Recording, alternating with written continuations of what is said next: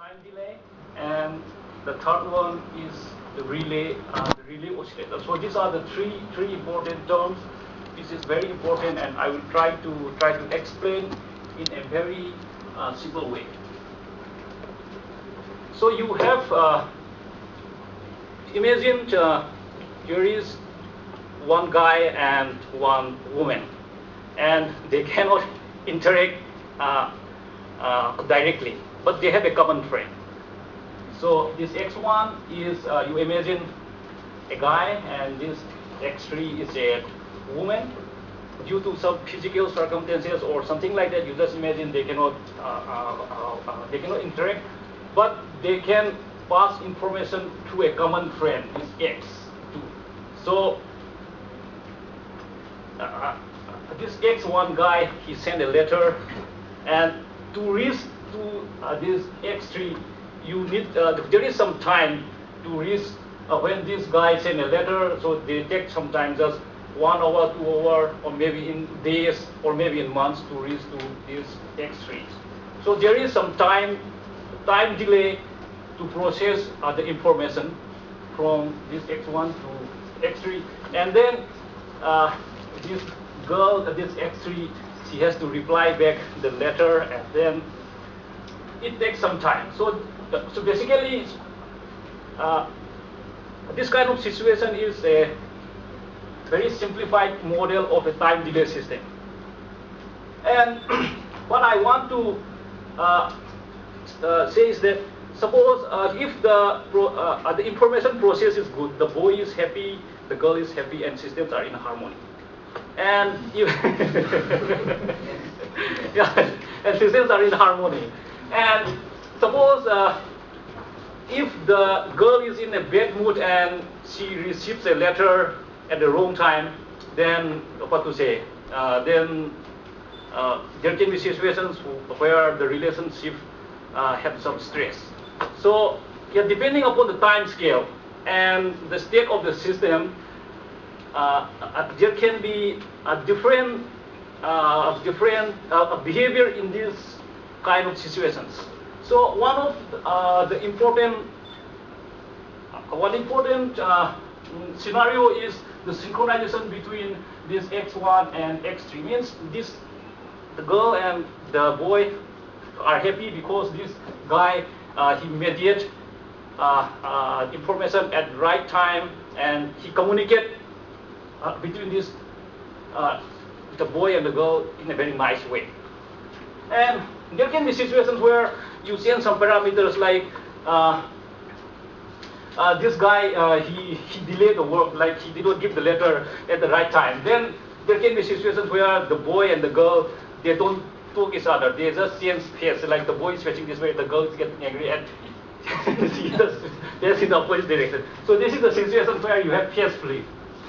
So first they are in the same phase, and then there are some circumstances where the boy or the girl, they change direction, the phase.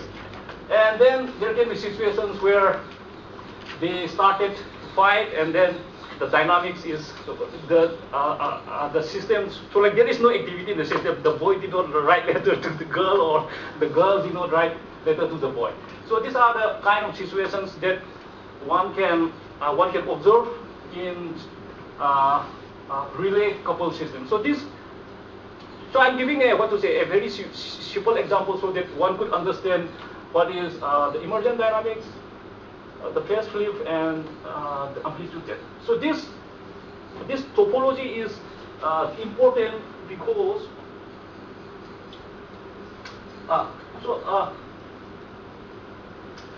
this topology is important because, like in human brain also, we have two hemispheres, like the left hemisphere and the right hemisphere, and there is some reason where these two sections of the brain are connected.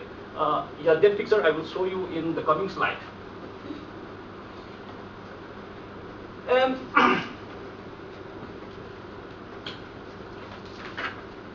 so what we try to do is that, like we just as a physicist, we try to make some mathematical model and try to explain this kind of this kind of behavior, like just under which condition we have synchronization, under which condition we have space flip, or we have the steady state behavior. So like there is no dynamics in the system. So what we do is like this x1, x2, x3 are we call as a dynamical system. So dynamical systems means systems which changes with time according to some rule. So to model the dynamical systems, there is two situations. For example, when you want to characterize the population dynamics. So if you want to study the population of population of this room, suppose 1 people come, 2 people come, so you can count the number in steps 1, 2, 3. So for that kind of situations, the systems can be represented by maps. So this equation is called mapping. And suppose when you pour water from a jug to a glass, the flow of the water is continuous. So in that situations, you have to model the systems in with the help of a differential equation. And here in this system, they are deterministic. Deterministic in the sense, if you know the present condition, you can predict the future. And so this, the evolution from this present to future, so there is some rule, and this rule may be linear or non-linear. So I will explain what do you mean by linear and what do you mean by non-linear. So suppose you have a plane, a slope, and then you put a barbell here and just release, then the motion of this ball is a linear motion. And suppose you have a well of this shape, so when you drove a marble here, then they will have a non-linear motion. So these are the kind of, so this is a simple example of a linear system, and this is a simple example of a non-linear system.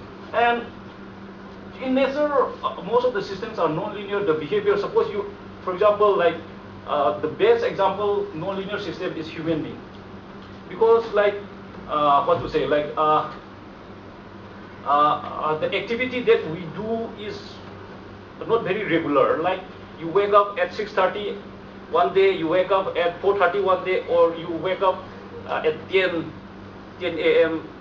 some other day. Because so these are the kind of situations where you have a non-linear behavior, and these non-linear behaviors are very difficult to solve this and that. And one important thing of the non-linear behavior is they give rise to chaos. So in sociology also, in many terms, like we have this term chaos.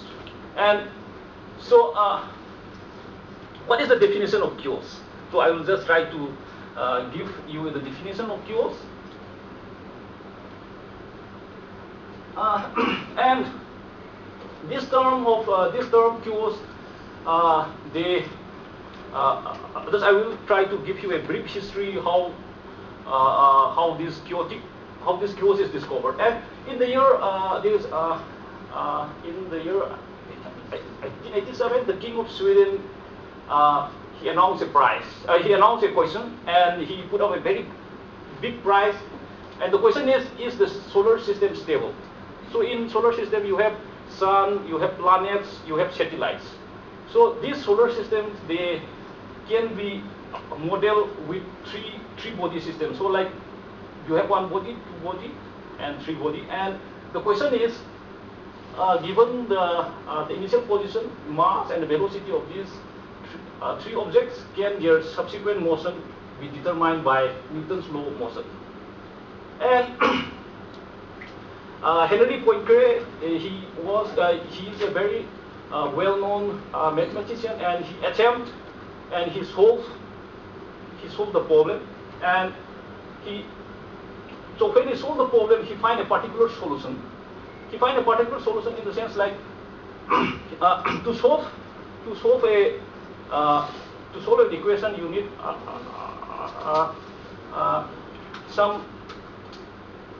to solve an equation, you need some present condition, and then from the present condition, you have to determine the behavior in the future. But what he found is that when you slightly change the condition, there is no sign of repetition. And so QoS was discovered in 1887, and for around 1 century, this branch of science did not progress because it's very difficult to solve, and one needs computer to study this kind of systems. And in the 1960s, there is two important revolutions take place in the world, and this is just according to my view. And the first one is the social change. So like here in these 60s, you have the hippies movement, and there is counterculture, people, protest against the Vietnam War, and yeah, there is Woodstock music festival, this and that. Lots of social reforms, social revolutions take place around this time. And at the same time also, there is some technological revolution taking place around that time.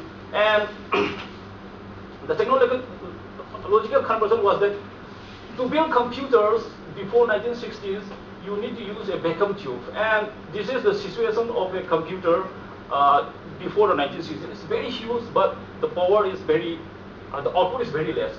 But when you change this vacuum tube by IC, the size of the computer is drastically reduced. So this is the situation of a computer after 1960. And so because of these transformations, computer became very powerful, and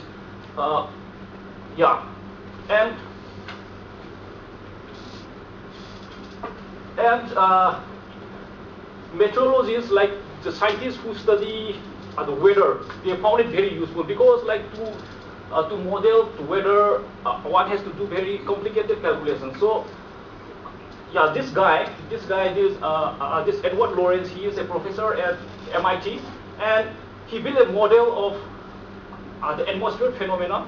He just and what he found is that computer misbehave. So what do you mean by computer misbehave? I will tell you. So he he tried to plot some curve. First, he put this number 5.06127, and then there was one curve, and he come back, and then he put this number 5.06, and then just after having a cup of tea, when he come back, he found that the behavior of the curve that he plot using these two values are totally different. So he was wondering why computer misbehave. So because like basically these two numbers are they are same up to huh? Yeah. So they are similar just up to three digit, but the behavior of this the behavior of the two trajectories are totally different. So this is this system happens because the system is chaotic. Chaotic in the sense there is sensitivity to the initial conditions. Sensitivity to the initial conditions means you slightly change the initial condition, but when you find the behavior from these two different initial conditions, the behavior of the systems, they change drastically. They change drastically, and so this is the set of equations put up by Lorenz, and so like this is the typical trajectory of these systems with two slightly different initial conditions. So for some time the two systems behave in a similar way, but when you plot it for a longer time, systems they behave in a different way. And so like from this model, the study of the QoS, they become a branch of science, and they become branch of science because powerful computers are invented at that time, and people use computer to understand the complexity of various systems. And the question is like, can two chaotic systems synchronize? And we observe a lot of phenomena where there is synchronization. For example, when you go to a big concert and when the performance is over, people clap, and just after some time, the rhythms of the clappings is synchronized. So people clap in a similar fashion.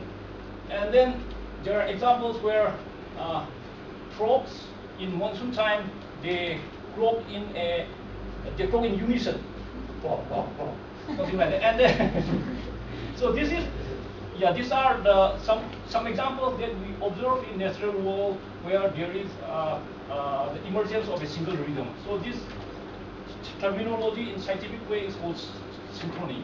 And synchrony is just defined as the adjustment of rhythms due to with interactions. Can you find that? Yes. And so my study is concerned with to understand, to model the dynamics of the dynamical behavior in brain, something like so. You have these two regions of brain, and this is connected by the thalamus, the red one. So basically, when you look to this structure, this is very similar to what I explained in the first slide, the relay oscillators. So you have one oscillator, one system in the middle, and this mediate the two regions. Yeah.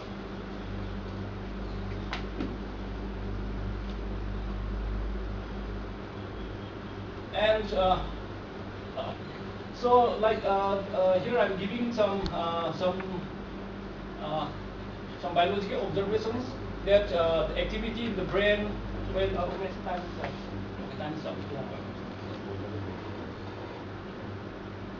Okay, so just I will try to summarize the thing. So, like, what we try to do is like we try to model. We try to model the dynamical behavior of the brain by using some relay oscillators. Try to build up some theory, and then try to understand under which conditions synchronizations happens, under which conditions the oscillations stop, something like that. And finally, I would like to end with this message. Have you found what you are looking for? If the question is no, never give up. If yes, make a new plan, have new dreams, and seize it. Thank you very much.